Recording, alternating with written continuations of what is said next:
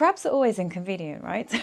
Even more so in Space Marine 2. You know, one day my dad jokes, they're going to land and then I'll find my people. Anyway, this video is going to focus on the Biovore in the new patch update on Space Marine 2. But before I get into that, please can I just mention that the addition of an FOV slider is everything I didn't know I needed in this game, and I am not mad about it. So it's been a few weeks now, but at Datavault, the latest patch introduced a new chamber to the battle barge, a variety of fresh cosmetics, and a new PvP map, and the fearsome Tyranid Biovore. This patch is actually much better than I was expecting, but just please, let me dual wield a power fist. Having one boxing glove is weird, and I just want to live out my Mike Tyson Space Marine crossover fantasy and live happily ever after. Anyway, I digress. If you're an operations player, then you've probably, undoubtedly, already been introduced to the Tyranid Biovore. But what is it? It's the ultimate living artillery for the Tyranid swarms. This fearsome creature, it packs a punch that's sure to make your enemies just think twice about stepping into the battlefield. Hiding within its squat, lumpy body, the Biovore cradles a bunch of spore mines. These little living bombs, they unleash chaos on the battlefield. They blanket the area with a toxic mix of acids and poisons, ensuring that any foes nearby, they get a not so warm welcome. Think, you know, like Conor McGregor when he does that walk. I don't know why I'm imitating it. Biovores, they stomp into battle with this McGregor swagger, their bony forelimbs just digging into the ground as they prepare to unleash their disgusting goodies.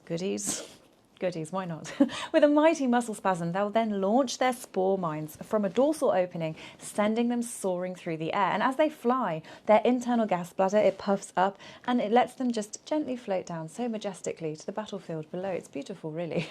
They fire off 3 types of spore mines. You've got fragmentation, bioacid or poison, and each one is ready to make a real mess of things for their unsuspecting foes. But don't let a missed shot fool you. The fun is quite literally just getting started. The spore mines are equipped with a basic animal instinct, so they don't just go boom on impact. Instead, they'll wait until they sense a nearby non-Tyranid life form to explode. Luckily though, the Biovore, it's not a common sight among the Tyranid hordes, which many take as a sign that the hive mind, it just prefers to settle its scores in those glorious close combats. However, the reality, it's a bit more intriguing than that, so here's a little bit of lore for you.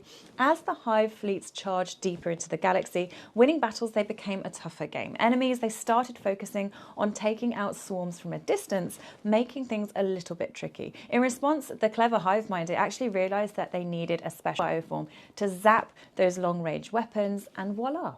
The Biovore was born. When the hive mind wants to keep enemies out of a specific battlefield zone, it will then send in a swarm of Biovores to do the job. They'll rain down dozens of spore mines, just turning the area into a dangerous no-go zone. Some Imperial scholars even speculate that the hive mind, it might have borrowed a bit of Orkoid DNA to whip up the Biovore. So this creature, it's not just another weapon in the Tyranid toolkit, it's actually a living testament as to how adaptable and cunning the Tyranid menace really is. And that's kind of it really. The Tyranid Biovore, it's just a true testament to the horror and ingenuity of the hive mind. With its living artillery and deadly spore mines, this creature, it's not just a force to be reckoned with on the battlefield, but also a fascinating example of the Tyranid's adaptive nature. If you enjoyed this mini deep dive into the world of Warhammer and you want to see more content, maybe on Tyranids or other factions, please be sure to hit that like button, ring the bell